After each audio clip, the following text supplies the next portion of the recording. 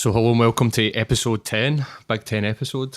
Yeah, double digits. Anniversary episode for Rebel City Podcast. As always, I've got Matt. How's it going, Matt? Not bad, mate. How's yourself? I loving, mate. It's I've had a cold this week, but I'm getting over it. It's time for the weekend. It's Conor Khabib Saturday night, so getting ready for the MMA. I'm up in the weekend. I feel really privileged to have a really good guest this week. It's Jamie Cooke. How's it going, Jamie? It's good. Happy anniversary, guys. Thanks Nice to be very on much, in the mate. Big Ten, yeah. I know. I actually thought that we've been trying to come up with a conspiracy theory, and I want to do that as episode 10, but we've not been able to find one that hasn't been rinsed Yeah. to the max. We're trying to find something. Our last episode, I had one of my mates, Greg, on, and he was telling us about Scottish colonisation, and he wants to speak to me about like, Scottish military influence and stuff like that. I'm quite interested into that, because we've got this perception in Scotland that we're like very liberal and very progressive and not very much not British, but it turns out that we're very much indoctrinated.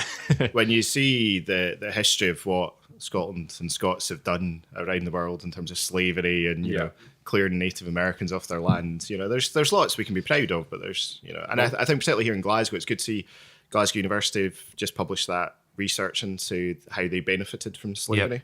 Which is the first major worth having a look at. I think it's about 250 million they've set up. Some programs to support students from the Caribbean to come and study in Scotland as kind of reparations. And I think it'll be really interesting to see if City of Glasgow responds to that, because obviously as a city we were, you know, proud kind of leaders of the abolitionist movement and also made an awful lot of money off slavery. So. Yeah.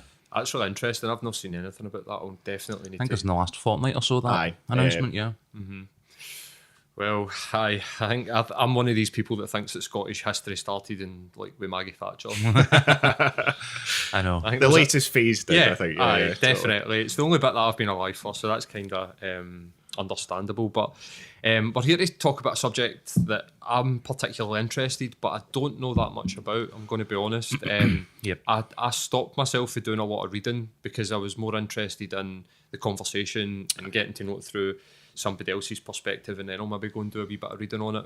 I've heard a lot about it in other podcasts, and it seems to be a very sort of buzz sort of phrase just now. But what is it that about universal basic income? So what is it? I mean, good to describe it. And Definitely. I mean, and it is such a fascinating period just now for this, because this is an old idea. You know, Thomas Paine talked about this. It's gone through ups and downs for hundreds of years. Martin Luther King was interested. People from the other side of the political spectrum as well, you know, so Hayek and Friedman and so on. And I think it's really fascinating that it seems to be this old idea that's found a time now that it really has a lot more resonance. So fundamentally, a basic income, so you have, people call it universal basic income, unconditional basic income, citizens basic income. There's kind of variations, minimum income, negative income tax. But I suppose for a basic income itself, there's a few core conditions. So fundamentally, it is everybody. So I suppose one of the questions we can maybe come back to is who gets it. But fundamentally, citizens or everybody with residency in a country receiving a regular payment from the government directly to their bank account every month that they can use. And it brings a lot of security with that. I think there's some core aspects to it. So as I say, it's a regular payment. You know it's going to be there. You know, whatever frequency it's decided upon, so you can plan accordingly. It's universal, so everybody gets it. It's not based on your income or the resources you have. You give it to everybody in society, which is a controversial one. You know, why give it to rich people? But actually, I think that's about how you implement it alongside things like reform of the tax system, which we can I think you see a similar thing with prescription charges in Scotland. They say that the universal nature of it rules out a lot of bureaucracy and additional costs and stuff like that. Definitely, and I think there is, to me as well, there's a really important aspect to the universality, which is reminding us we're all part of a society together. So I think one of the things we've really seen is that splitting of society between, you know, we talk about the 1%, but I suppose really it's the 10% is the really big issue at the top of society there. And kind of this idea that they're not part of society with the rest of us. And actually, I think there's something important to the reminder that we're all connected. An example I use is I work for a group called the RSA, so it's an international kind of think tank and research organisation. And in my monthly pay packet, there's a line in my wage slip that is for a wellbeing payment. So every month, the RSA gives all its staff, I I think it's £30 that you're supposed to spend on yourself to do something for your own well-being. Now, hands up, I can say I've never specifically used it. And if I have spent it in that way, it's probably been in alcohol, which is maybe not quite what they're aiming for. But every so often you look in your pay packet and there's a line there that reminds you that the organisation you work for wants you to look after yourself. I know it's a really simple thing, but I think there's something symbolic to even high earners receiving this reminder every month that they're part of something bigger, even if then tax means they don't financially benefit from it. The last kind of core aspect of it is it's unconditional. And this is the bit that really, to me, is probably the most exciting bit of the entire policy, but also the bit that really winds a lot of people up. So if you receive this basic income, you choose what you do with it. There are no conditions. You don't have to demonstrate you're looking for work. You don't get it, like in the US in the form of, food stamps where everybody knows what you're going to spend it on. You don't have conditions attached to it. And it's amazing how difficult people really find that concept. Even folk who on paper are quite liberal and forward thinking. I don't know if it's just it's fine. I don't know if it's that surprising because mainstream media will just tell us that everybody's going to spend that on drinking drugs. Aye. So I don't think it's actually that surprising. Oh, no, absolutely. There's a lot of people that instantly just jump to that conclusion. Definitely. I think as well, it shows... So Scotland is quite a centralised, paternalistic country. We always have been. And I was aware of that, but not quite as aware as I was till I got into some of this work. I've been involved in the basic income stuff for a couple of years now. And it's fascinating. You talk to folk who are quite progressive, forward-thinking people, and you say to them, this basic income, it's unconditional. Brilliant, really love it. Unconditional. I mean, obviously, we'd expect people to be working. You're like, no, it's unconditional. There are no Oh, right, I get you, but they can't spend it on drink. And you're like, well, apart from anything, the Scottish economy functions on the basis of alcohol. But no, it's unconditional. And actually, the evidence we have from similar programs around the world is that spend on drink and drug doesn't actually increase. In fact, in most cases, it's actually dropped slightly. But read that myself. Yeah. So I mean, it's understandable. I mean, you find as well when you're talking to community groups, what you quite often find is you get that initial reaction of, do you know what? This sounds interesting, but I know that wee guy down my street, he would spend this on booze. And that's kind of a very quick, very understandable reaction. What I find really interesting is if you actually give people space to just play with the idea, they'll go, actually, yeah, he would maybe spend it on drink. But I also know that woman who would use it because she's caring for her mum, and this would mean she wouldn't have to do 2 jobs as well. Or I know that one who wanted to set up a business and couldn't quite get it going. So actually there's a lot of positives. And I think there's a really crucial role for us all to play to challenge that media message about scroungers, because they're focusing on the small percentage of people that do waste, or that it's just the same with benefits. It's been the same sort of thing since, I think, periods in time, but definitely since 2007, 2008, there's been this whole benefit thief sort of like, we're on the watch out for people that are stealing our benefits. It's your money. It's your money. Like they're taking your money, and it's a very small percentage of people when you look into it that are actually in that category of people. The majority of people that take benefits are just trying to live. They're just trying to get Most by. of them work.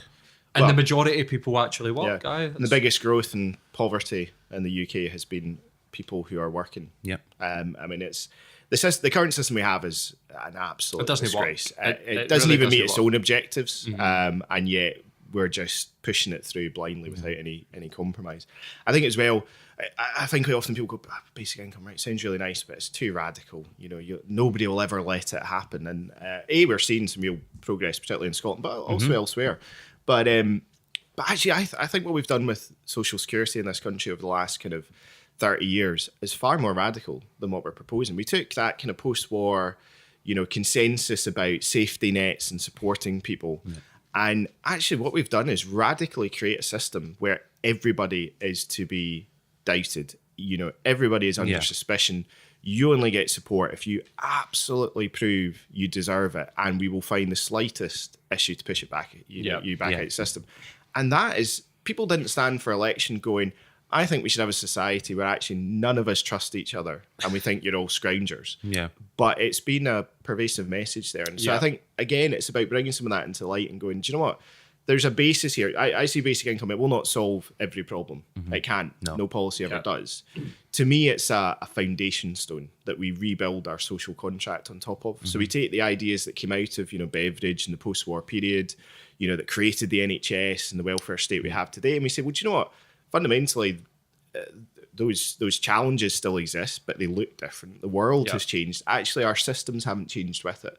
How do we protect the ethos of them, but allow them to evolve within that? And to me, basic income gives you that starting point that other policies can have more impact from. I think as well, in those terms, when you talk about the wee guy at the end of the street who's maybe going to, spend all his money on booze or whatever it is, he's probably already doing that anyway. So maybe universal basic income gives him a platform to have the stresses and triggers that result in that. I mean, I think these people might end up costing NHSs and social services significantly more in the long term than maybe by comparison to something like, the universal basic income. Absolutely. And I think that's it. I mean, it's very easy to just put all the blame on to people for everything that's going on in their lives. What's happening there in terms of the conditions they're living in, the lack of opportunities that they have, and yet we kind of squeeze for austerity and such. Well, yeah, I think it was ironically Eminem of all people. He recently, in his most recent album, had a line about Republicans keep telling people to pull themselves up by their bootstraps, but how can you do that if you don't have any boots? And it's there's a strange thing going on in America, especially in this sort of that situation with Eminem and Kanye West, where it's a black guy that seems to be pushing the white narrative and a white guy that sees through it, and it's so strange. It's American politics is like WWE to me. It's like pantomime. Yeah, well, I mean, I think with everything we're seeing going on just now, it's horrific. There's a lot of good stuff happening. I was saying earlier, no doubt. Pittsburgh, there's some really good. I think there's a bit of a fight back starting, but it's. So where have we seen this type of thing being implemented? Like, what examples have we got? Yeah, so there's been a couple of fairly big projects over the years. So really interestingly, one of the biggest test cases was in North America in the 70s. So ironically, you had a position where the US almost introduced a form of basic income. And it was a really well-known liberal progressive president called Richard Nixon who tried to bring it forward, which kind of raises a few suspicions, I suppose. But actually, at that point, particularly in the early 70s, where kind of the economy was booming and people were trying to push back and things, it appealed to a lot of ideas on the right. If you see a lot of the basic income discussions in the US with people like Scott Santons and so on, there's kind of a meme that's used that basic income is not left or right, it's forward. And, traditionally it has picked up support from across the political spectrum. So, I mean, there were 3 trials in the US, one of which I believe was actually run by, you're one in conspiracy theories, Dick Cheney and Donald Rumsfeld, which is just the neoconservatives, just beautiful. But I think this was back before they went full on. It's just amazing, isn't it? But the really interesting experiment, actually, we just had an event in Glasgow recently with Glasgow Centre for Population and Health and ourselves with Professor Evelyn Forget from Manitoba in Canada, so we can share the details for the recording of that. So there was an experiment carried out, 2 experiments carried out in Manitoba, one of them in particular in a place called Dauphin. And what happened was when they finished, the problem was they started the experiment in a time where the world was doing quite well and this was going to be how we beat poverty. And then as the experiment was underway, it ran into the end of the 70s and the kind of collapse of all that was good and happy in the world. And so when it got to the end, the experiment finished, they decided not to continue it and they actually never evaluated it either. And so all the stuff was taken away and put in a room and left. And Evelyn found it years later and analysed a lot of the results in it. Right. Absolutely fascinating impact. So Dauphin had been very much a kind of small rural town. It had that kind of a lot of kids left school really early to get kind of manual labour jobs, which are relatively well paid, but starting to hit into that time of kind of losing out. And I mean, some really key things came out of it. So you saw a drop in hospital admittances over that period of the experiment, particularly related to things to do with, for example, psychological health issues, issues around self-harm and suicide. So real impact around kind of symptoms of poverty and of negative conditions. There was a really interesting fact that when they analysed it, they found that because one of the criticisms you get is, but if you give people money, for nothing, which I hate because it's our money anyway, nobody's going to work ever again. Now, usually you're talking about levels that actually don't kind of contribute to it anyway, but actually we find people want to work and have purpose. It's just they don't want shit jobs, which frankly is perfectly fair. And so it was really interesting. They found that, and this has been similar to a lot of other experiments in Dauphin, that the level of work stayed the same and actually increased for most people. There were 2 groups where it dropped.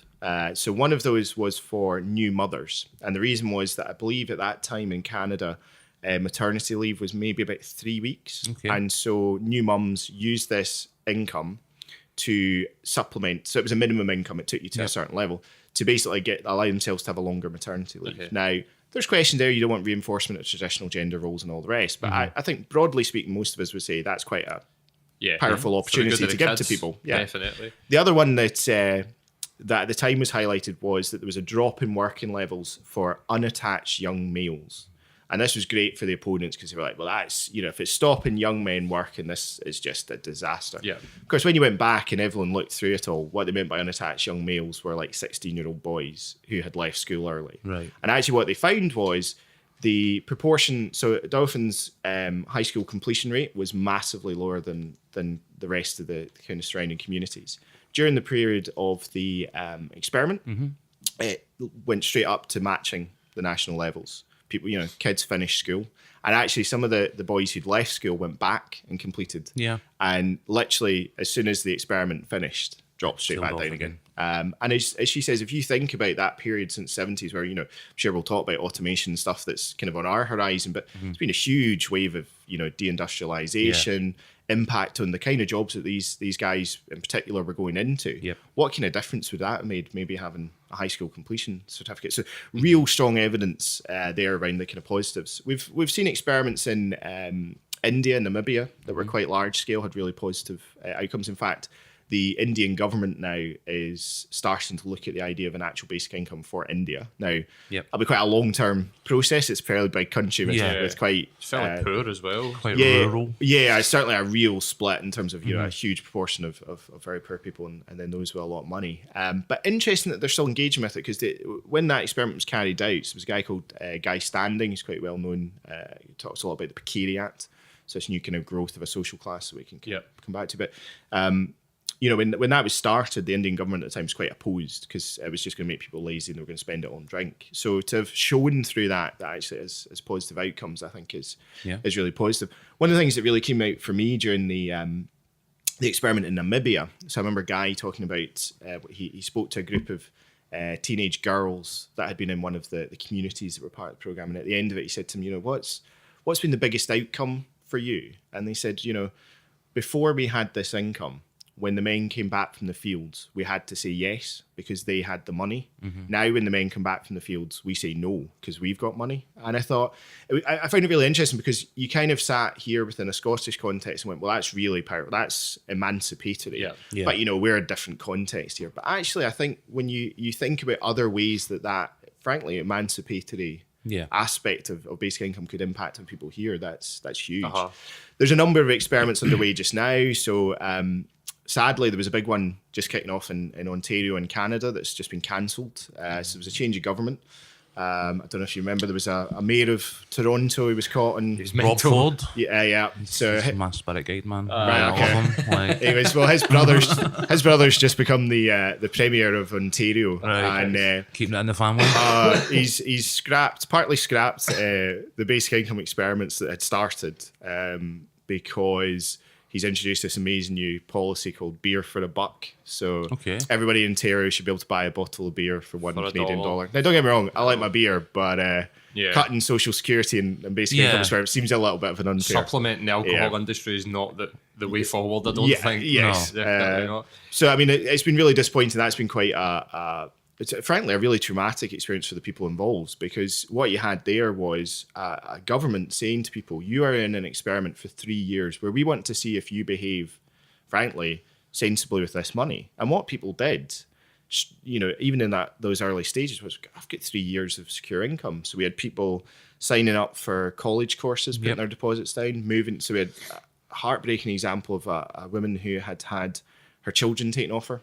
Because the house they were living in was of such poor standards that, welfare said, you can't have your children living here. She'd gone and put a deposit down for a new house so she could get her kids back. You had people looking at paying off debt and literally was cancelled via the media. As far as I know, the participants still have never actually had an official confirmation that it had been cancelled. And these are people who were doing this, this incredible act, and yet the government's taken it away from them. So that's been a particularly depressing one. There's the experiment's finishing in Finland just now, which you may have seen. That's been quite a well-known one. Quite a targeted one because it's specifically people on unemployment benefits. So really the change there has been, instead of being required, much as people do here, to demonstrate, 35 hours a week. They've basically just said you get the same money, but you can do whatever you want with it. I think it'll be really interesting to see what comes out of that. Some of the kind of anecdotal evidence is already showing people creating their own businesses. Mental health. Absolutely. If stuff like that comes out. What is there's one in Dundee. Is there no one planned for Scotland? So we're at a stage now where what's been really exciting is we've had this sudden surge of interest in Scotland. Fife Council organised something called the Fairer Fife Commission a few years ago, which one of its recommendations to make Fife a fairer place was to pilot basic income in a town. So Fife's very much been at the forefront of these discussions. And we've worked over the last few years to get kind of a core of local authorities who are interested in whether it would be possible to experiment. So Glasgow, Fife, North Ayrshire and Edinburgh councils. What was really kind of the big breakthrough, I suppose, was last September, in the programme for government. The First Minister announced that they were going to put 250,000 into supporting feasibility work to see whether basic income experiments would be possible. So that's underway just now, looking at whether it would be possible to run experiments here. It has its challenges. I mean, the reality is Scotland cannot introduce a basic income just now unless we, even if we want to. It just costs too much money. It was, we control 15% of the social security budget. Right. So we do not have the levers of power. So it's a really interesting one because basic income, therefore, is it's not a policy of the status quo. But there's different ways that it could be delivered potentially, and that'll be part of the work. Hopefully, when groups like ourselves at the RSA are looking at other aspects of that, kind of separate to what the pilot group are doing. But I think what's been really interesting, I was actually over in the States last year when the announcement was made, and I'd been talking at something and said, we're getting real momentum in Scotland. This is fantastic. But one thing you will not see is the Scottish government publicly coming out in support, for the very reason that they can't deliver it. So they'll get criticised for concentrating the day job. Went to bed, woke up the next morning to an email from the First Minister's office going, "Hey, programme for government's coming out today. We're going to announce support." I was like, "Okay, well, you've slightly made me look daft." So I just tried to take full credit for it afterwards. But I think there's a really important step there, that the government's not committed to the policy at this stage. They're committed to, it seems like it could have answers for some of the challenges we face. So it is worthy to explore further. And I think that's really important. I think what's also really interesting in Scotland is, by and large, we've tried to keep this, and I think it's very important, we keep this as non-party political as possible. So officially, the Scottish Tories are opposed. They support universal credit. But interestingly, I mean, in Fife, the Fife Conservative group have been very strong supporters throughout all the discussions so far. Met with their leader there, and he said, I said, it's really interesting. I met Ruth Davison, Scottish Tories, your party's opposed to this. And he said, firstly, he said, that's the Scottish Tories, we're the Fife Tories. That's completely different. It's like, the Kingdom of Fife's alive and well. But he talks about the fact he's an engineer by training, and he said he likes elegant solutions to complex problems. And so for him, universal credit was neither elegant nor a solution, and basic income seemed worthy of exploration. So even if we get the kind of official party lines at points coming out, but on different levels, there's some interest there. And that council level is day to day in people's actually, lives, whereas exactly at a party level, it's a mere conceptual thing that's going on a lot of the time, isn't it? Absolutely. And I think as well, I mean, we recently launched a cross-party group at the Scottish Parliament, so that's got Labour, the SNP and the Greens involved. So there's, on local levels, I actually think there's something really important to that. To me, this is an idea that needs to be led by the public and civic society, not by political parties. Absolutely. Political parties will help deliver a policy if we can get to that stage. But at this point, we would just get into we don't like you because you're, and we've seen it already. So, Adam Tompkins, who's an MSP for the Conservatives here in Glasgow, we like retweeting the articles that he previously had written about how great it would be to experiment basic income. And now, of course, because the Tories he's the one leading the charge at Holyrood against it. I think there's space there for a bit of flexibility. If we can keep it away from this, it's not an SNP policy. It's not a Labour or Green policy. This is a wider issue for Scotland, really. So what's the... on you go. I was going to say, for the Tories' point of view, I think if it's proven to be successful in the various places that it's been attempted or, implemented in certain degrees, that purely because we don't have the levers of power to actually implement it. It could, in their eyes, be a really strong argument for like maybe Scottish independence in a general sense. So I can see probably why they might object to it on principle in that sense. Yeah, I think as well. At the end of the day, they are supportive of the UK government being the same party, and it's still committed to universal credit. So it makes a lot of sense. Yeah. I think as well, it's partly about how we frame the conversation around it. I find it really fascinating that the way that this conversation is taken off around the world. I was at the World Congress that was held recently in Finland. And next year's Congress is in India. The year after that's in Australia. There's stuff. There's experiments kicking off in America. There's Kenya, there's interest across Europe and Asia and various other places. So you've got a really global movement with this, and it develops for different reasons in different places. So here in Scotland, I would say so far it's very strongly been from a social justice perspective. So this is about creating a vision for a fairer Scotland where people can participate and benefit from, the common weal of what we live in. Now, that, therefore, by definition, kind of has lended itself to particularly discussions on the left. And I suppose, certainly in the beginning was probably picked up quite a bit more strongly by folk who'd been involved in the Yes movement. I think it kind of fitted with that vision of a movement for a better Scotland, and it kind of directed some of that. It's broadened out more from there since. In the US, kind of generalising slightly, there's a lot more of a push around automation and artificial intelligence. If jobs are going to go, and we've seen folk supporting it there who are very much not of the left or of socially progressive. It's the big tech guys who, being slightly brutally honest, there's a degree of kind of self-preservation in there. If their technologies or their companies are going to remove jobs from people, then how do they protect themselves from actually having pitchforks at the door? I read a couple of stats in the build-up to today. One of them said that, Americans earning less than like $20 an hour are like more than 80% likely to face, loss of jobs through automation, but that Americans who earn less than like $40 an hour are still going to be like a 1 in 3 risk of, being replaced by automation. And I was saying to Paul before we come in, like a $40 an hour job is a good job, and it's a good job to be losing to automation. And like, I don't know how. If how do you recover for that? How do you deal with that? You know what I mean? Yeah. So I think we do quite a lot of work around kind of future work. That's what I was over in Pittsburgh last week about. And I think this.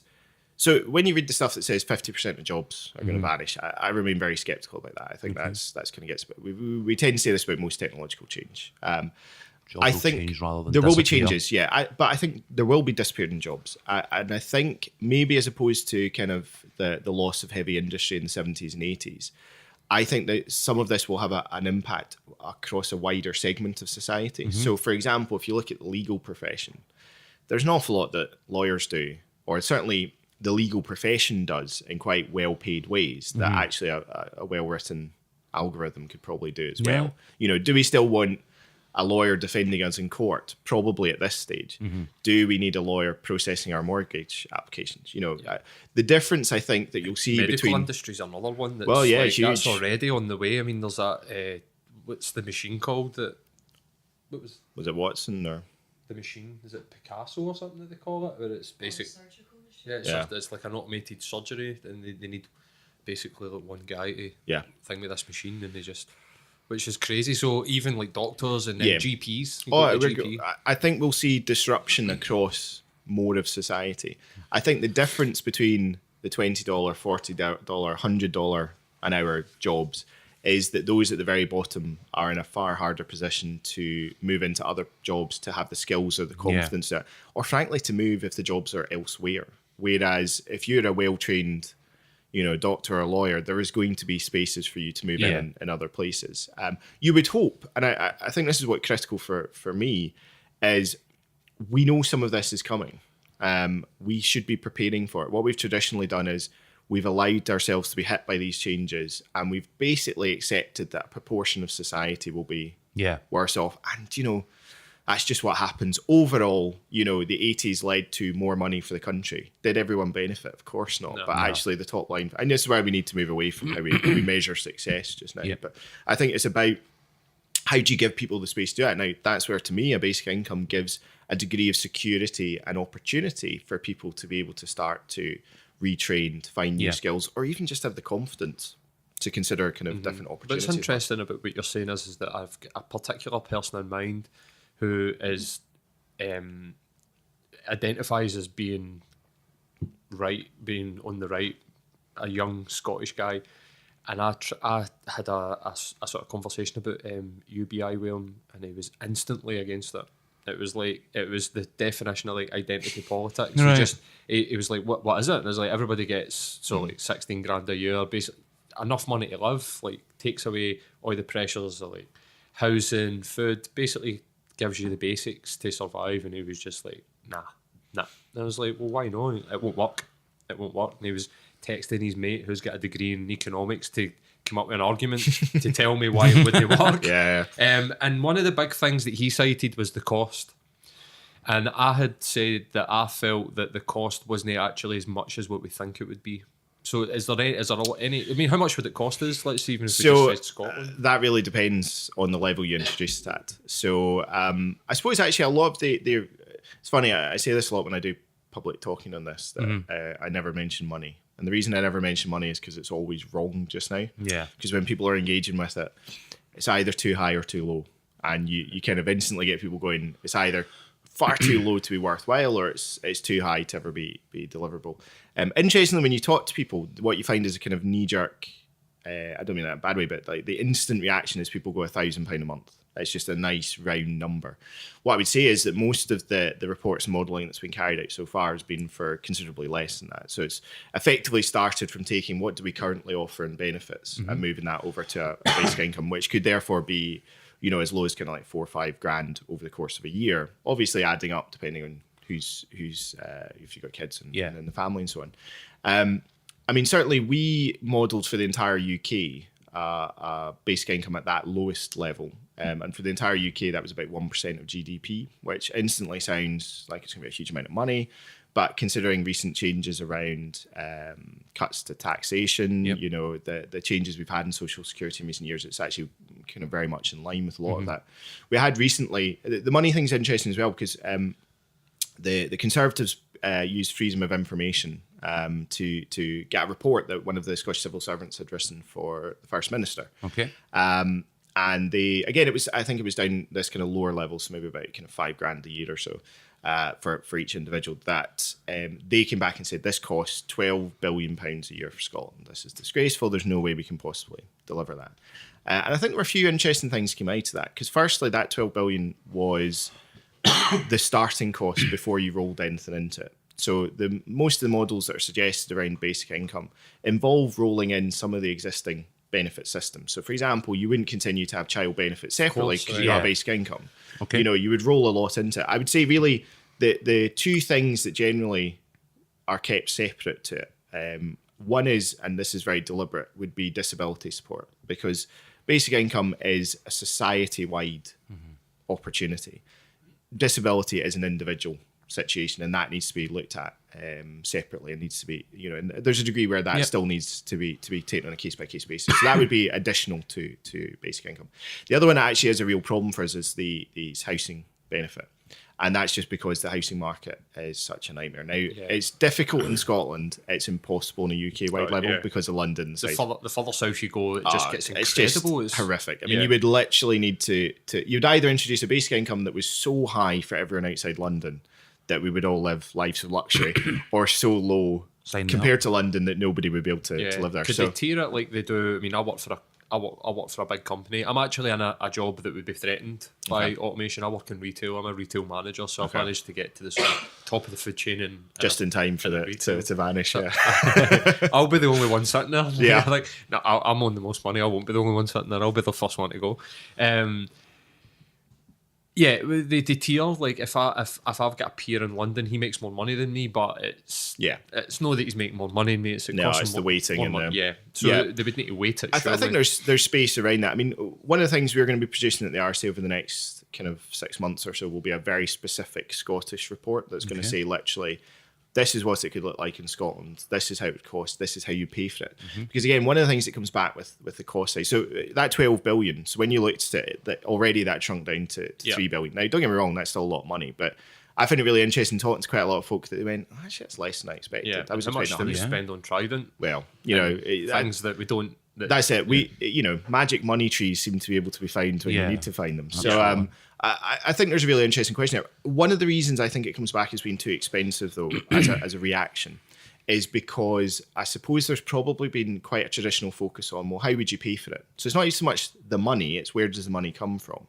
And, so far we've not done much around, you touched earlier, and would this have positive impacts on people's physical, mental well-being? Well, that's going to reduce spend on social security and NHS. But we haven't really measured that because, first and foremost, this is an investment. This is not a money-saving exercise. So this will cost us money because it is worth spending that money to invest in the future. And I'm quite unashamedly happy to say that. And I think that's something we need to take ownership of. But I think also it's about how we look to raise that money. So when we traditionally go, well, it's great, we'll raise income tax, it becomes hard to sustain, particularly within a Scottish context, because the level of spend you would be looking at, it becomes very difficult to say how you're going to keep pushing up income tax for everybody around that. But to me, if we're talking about our systems are out of date for the world we live in, so is our taxation and revenue. So income tax, it still needs to be part of this. And as I said earlier, I would expect a basic income to be, as a policy, to be accompanied by a revision of the tax system that would therefore see higher earners paying more, and they wouldn't gain financially out of having a basic income. But actually, we need to look at new ways of revenue generation. So the biggest resource I think we're going to see of the 21st century is data. Now, currently, data just flows out of the country into the pockets of, the Amazons and the Googles, many of whom are enthusiastic supporters of basic income. So this is their way to help contribute to pay for that.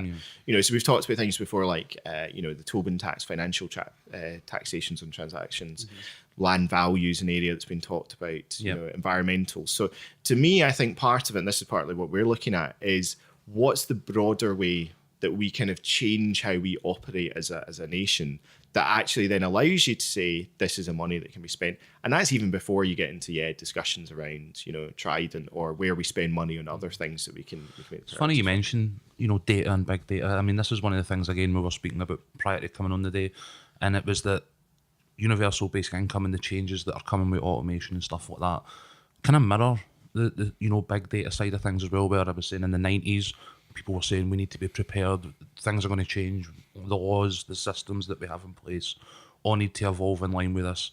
And I don't think they did. And we had scandals and hacks and breaches and all the rest of it because the world just wasn't ready for it. And I think we face a kind of similar thing with the types of scenarios that you're talking about today. So I think it's funny that you bring that up, you know what I mean? Like, in terms of, obviously the money side of things and the funding and all that kind of stuff that's coming about, have you modelled the impact that somewhat Brexit's going to have on the potential for this to go ahead? No, and I suppose every conversation you have now is timed by how far into it before you mention Brexit and Trump, isn't it? So we've ticked both boxes now. It's certainly something we're going to be looking at, and I think there's where I see Brexit being a particular issue, frankly, is around the challenge of the experiments, actually. So if we're talking about testing this out, if we go into a really turbulent period of Brexit, potentially a second referendum on independence, elections and so on, changes in government, whatever could come out of this, then to convince people to carry out, a really big social experiment is going to be very difficult to do in that context. As it showed in Canada. Exactly. And we need to be aware of politics within this.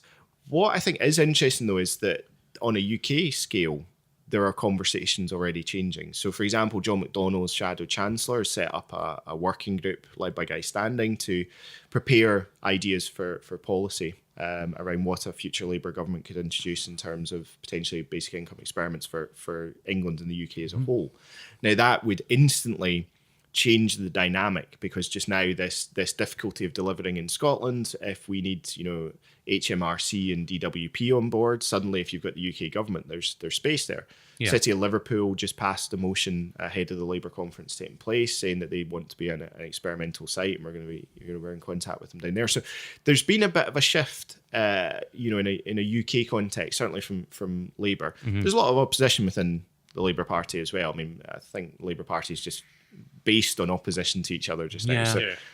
Funny that a party that gave us the welfare state would be undecided. Do you know one of the things that the positive sign is we're starting to see more criticism and pushback. And that's positive for two reasons. One, because it shows we're having an impact, The second thing is because actually, I do a lot of work on this now where I'm very much more involved in kind of an advocacy. And the more work I do around basic income, the more I believe it will be part of the solution to the world we're going into.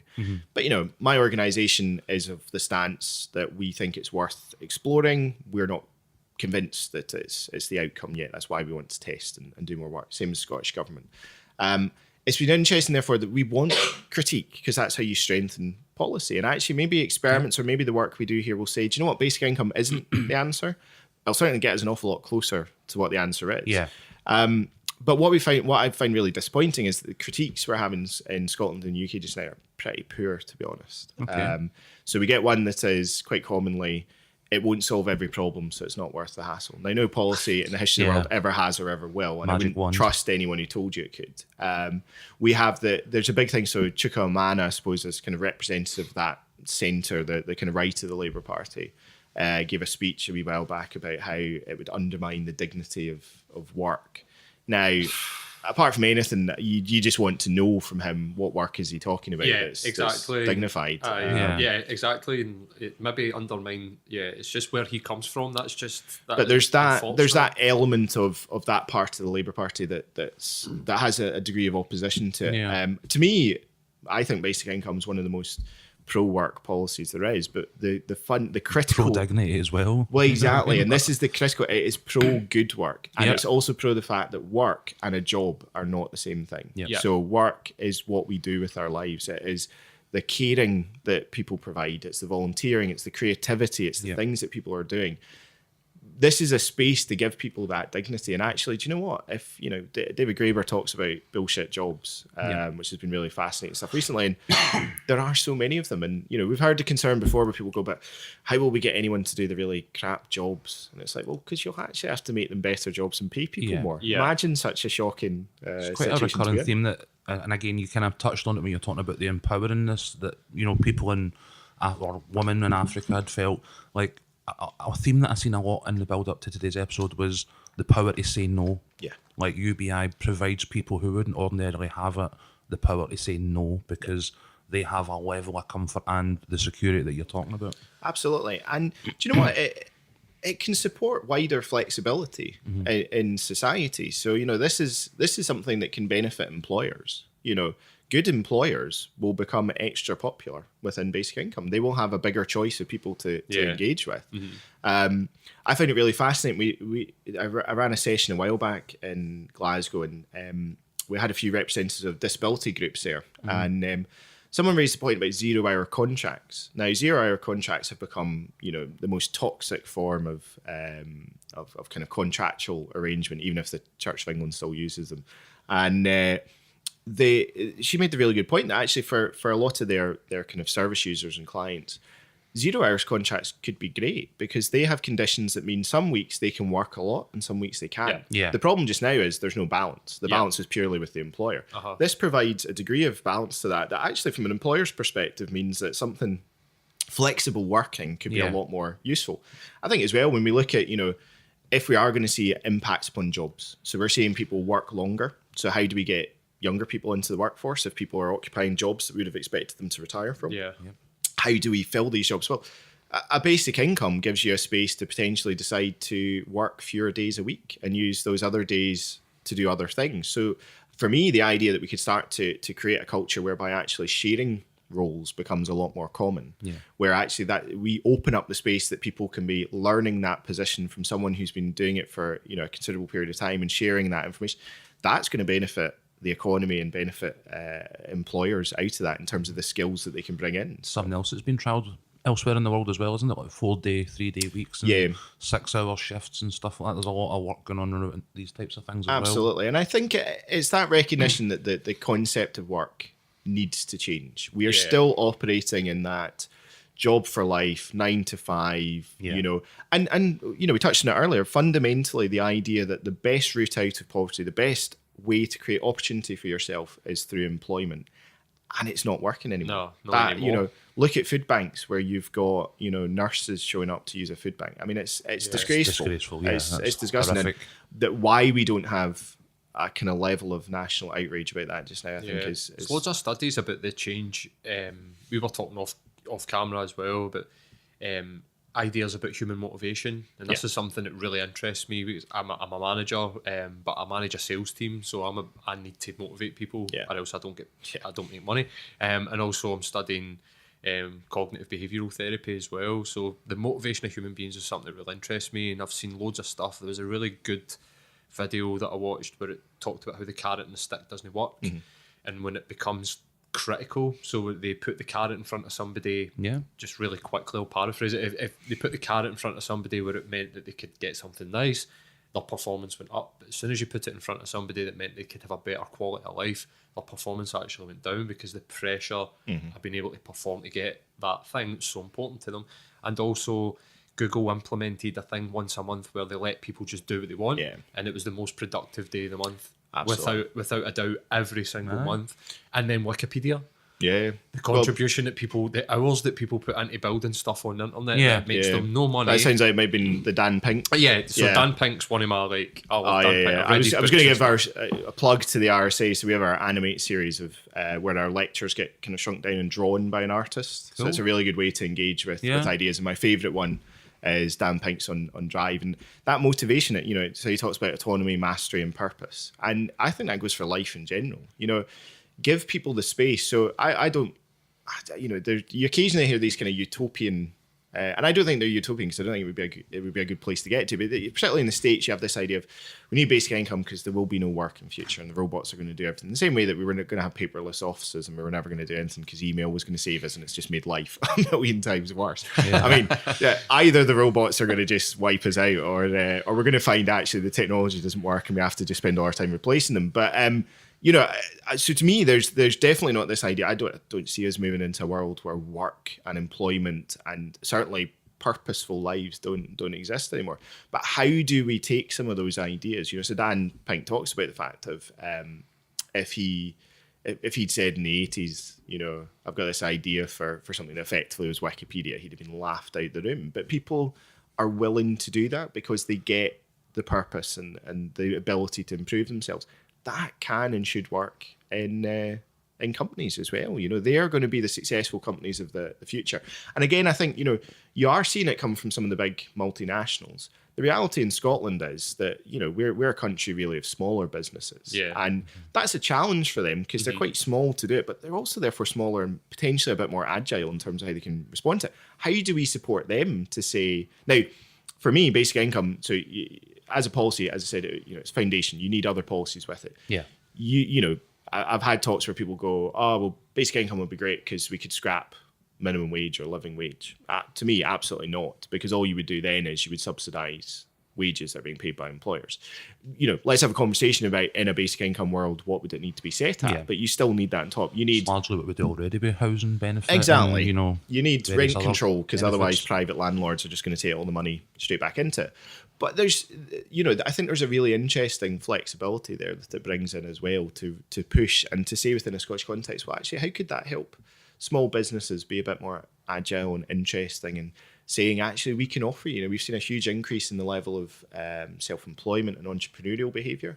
A lot of that, we did a lot of work around young entrepreneurs. I don't want to generalise, but we found certainly the trend was younger entrepreneurs going into this because they wanted to have a social impact, not just make the profits. So this is a space to actually say, but does that still exist in certain communities more? Because that's where the support structures or the access to education is. How do we broaden that out? So it's a really big risk to set up a business and know you're not going to make any money for X number of months. If you know there's at least the cover of your mortgage and your food for a few months, can we become a more beneficially risk-taking nation? I think that has to be a good thing. That's a very good point, especially on the entrepreneur side. And also, I think you'd probably see a lot more people helping each other out as well if we had this freedom. I absolutely love the idea. So I've heard a lot about the self-driving car, that this is going to be the first, because is it 10% of Americans rely on driving, so it's like 20 million people.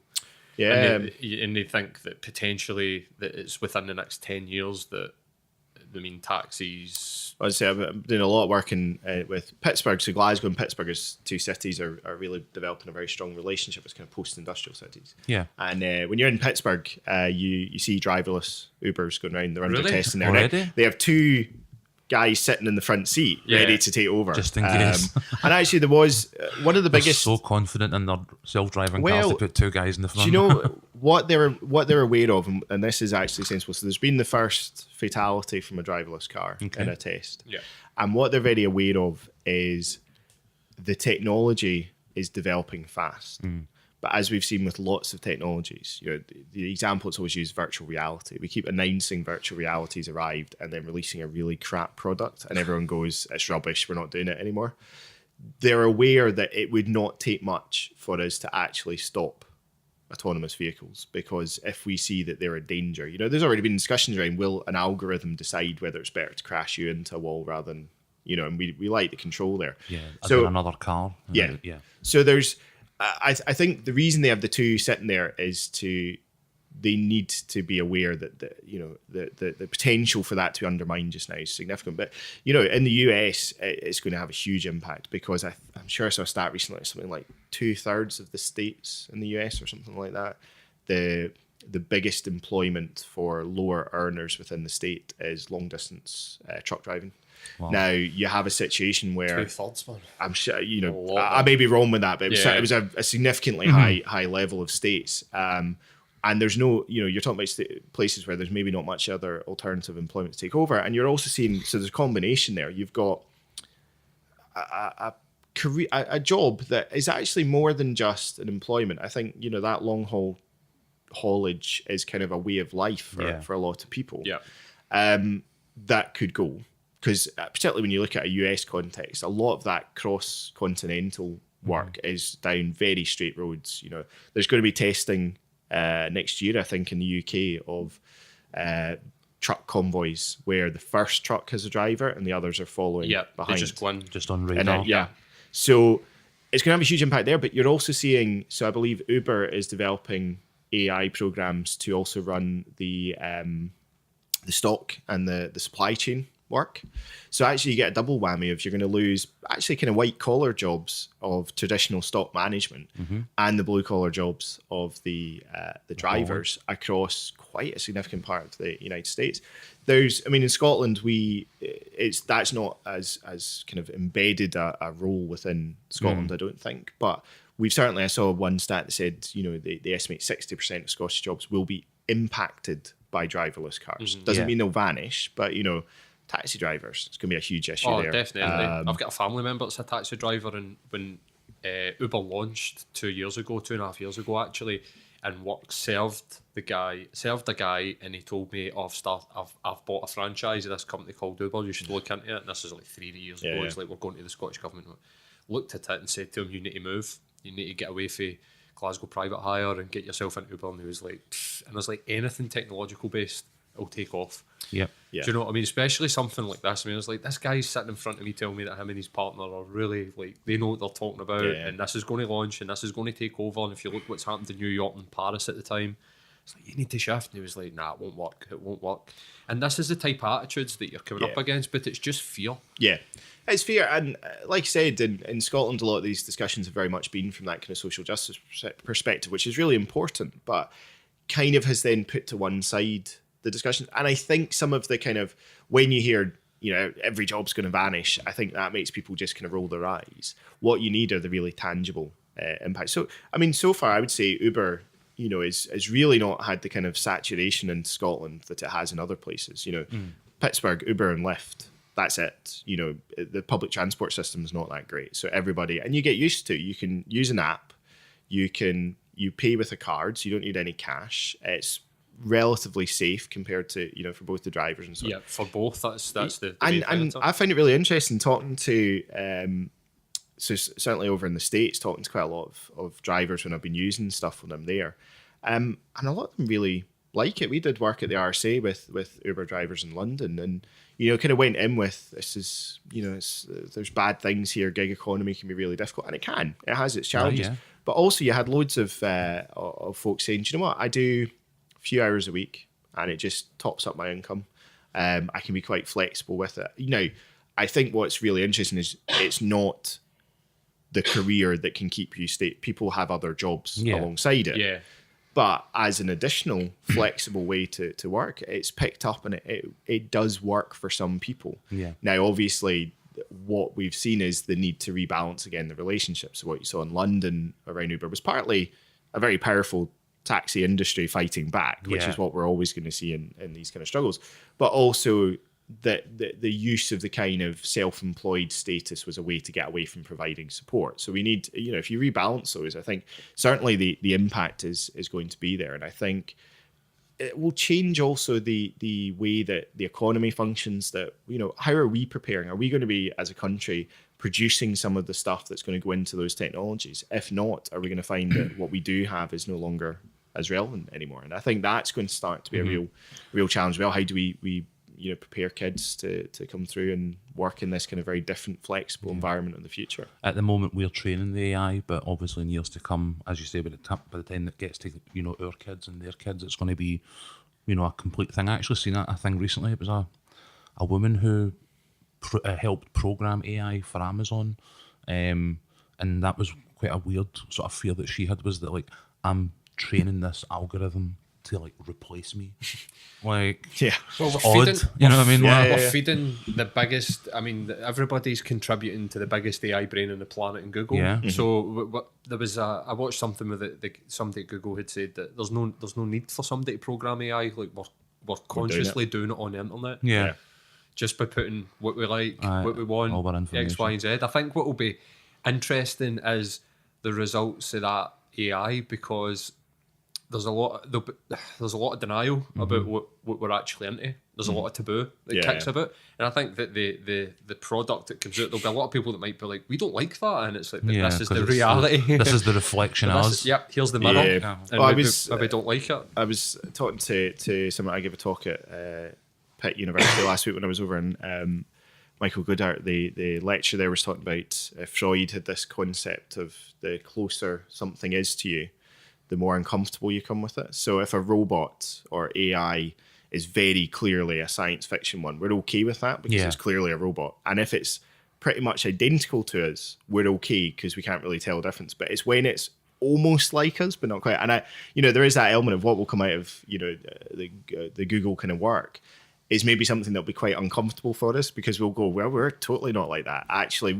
fundamentally, our concerns about AI, I think, and when we talk about Skynet and the robots, is that we're kind of worried that it'll turn out like us. I think that's the problem. Yep. If it turns out better than us, we're doing okay. But also, I think it comes back to challenging some of these presumptions around, well, therefore, what does that mean? Where do we go with that? How do we give people control? But also, how do we deal with it? Where do we benefit from that? So just now, the money and the data is flowing to private corporations. Where's the element that also society benefits from the fact that so I don't think we're going to go to a stage at any point where people talk about monetizing your data in the sense of, everything you put on Facebook, you would get a bit of money back on how many. We've got too used to the fact that the internet's free. Yeah. They've talked about putting tiny charges in email and people get upset about it. What I think, therefore, to me is less about the individual monetization of that, but how can we as society benefit? Now, if we could tap into some of that data transactions in a way that therefore provides a bit of the pot of money to support something like basic income, at least we're seeing a benefit to the greater good out of it as well. I think that some of the stuff that's going on, which is concerning, just on what you're saying there, is some of the stuff that's going on with net neutrality. And I work for a telecommunications company, and won't say their name, and I know what's coming. And I've spoke to somebody that's saying that 5 years, this is what it's going to look like. And basically what they're going to do is they're just going to carve the internet up and charge you for every wee piece that you want to use. So if you want to stream TV, that's going to cost you. If you want to use Facebook, that's going to cost you. Social media packs, they're just going to turn into subscription-based things, and they're going to just restrict the internet if they can get their policies through. But it looks like that's probably going to be the case. And stuff that's going on in the EU, Article 12 or whatever, I can't remember what it's called. There's a lot going on in America as well. Net neutrality. They're desperate to get control of the internet, which is probably going to be a big battle, and probably one that we're not wary. But that's I mean, we're going over the hour, and I'm aware that you've got other plans, but I've really enjoyed this conversation. Yeah. No, it's been great to be on, and Very very much happy so. to come back and It's been the quickest one so far, I think. 'Cause I'm just so update you as interested. well. I said there's so much to come out of it, and I think it'll be really interesting to kind of follow up on this once because certainly as part of the next stage, we're going to be carrying out some kind of deliberative processes in Fife with some folk there so really engage with stakeholders and community to kind of say, well, what does this mean? Because if we get to a stage where there's any sort of piloting or experimentation in Scotland, even if it's in specific areas, we need it to feel like it's for the whole country. Yeah. Yeah. And so I think it's important to get what people think about that. So it could be really interesting to explore that. But Absolutely. it's just a really fascinating time for us, I think. You know, I do work around policy and stuff, and a lot of time you're talking quite abstract. You're talking about something, you know, ideally. This feels like, in quite a short space of time, really pulled up a lot of interest and pulled up a lot of interest in Scotland. We're seen as a small, innovative nation just now. You can argue sometimes how much we're living up to that, but do you know what? It's a space for us in the world just now to grab this and to run with it. So, you know, we're continuing to have conversations with folk around the world about how we can learn from what they're doing, they can contribute here. And I think that, for me, is such an exciting time for us to actually focus on doing something that I think could really benefit people in this country and further afield. Yeah. Perfect. Is there... So could you give me links to stuff that I could put in? Yeah, absolutely. I'll send through. Certainly our Perfect. website, the RSA, there's the Basic Income Scotland, there's Citizens Basic Income Network Scotland, and so on. So I'll just make sure that that's all on YouTube and iTunes. fantastic. And There's a number of groups and ways to get involved, and certainly I'm really happy to follow up conversations with anyone. You can usually find me on Twitter. I like it far too much. That's where they're stealing all my data, obviously. I'll tell my mate that's dead against it too. There you go. You can just, tell them to get in touch. We want good critique as well as support. But thanks very much, Jamie. No, honestly. brilliant. Thanks for having me on, guys. conversation, man. You're a great guy, and than't for coming on, dude. Yeah, Brilliant. much Cheers. appreciated. Thank you.